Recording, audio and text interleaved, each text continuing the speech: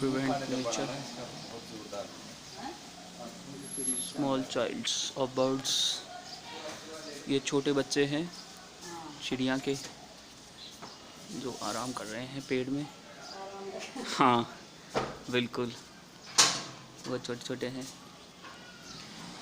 ये नेचर को प्रिवेंट करना चाहिए। ये गार्डन है तो इसमें फिर से दिखाऊंगा मैं आपको। तो नेचर बचाने से और पेड़ लगाने से ये बढ़िया रहता है। देखिए छोटे छोटे बच्चे जाग रहे हैं, देखिए।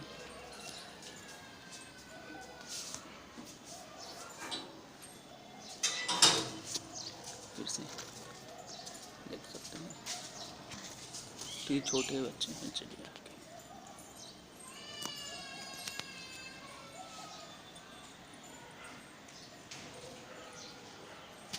फिर से देखिए इनका, ये नेचुरल घर है इनका। और नेचर बचाने से, पेड़ लगाने से बहुत ही फ़ायदा होता है। ये हमारे घर का फ़ोटो है, देखिए बहुत ही छोटे छोटे हैं।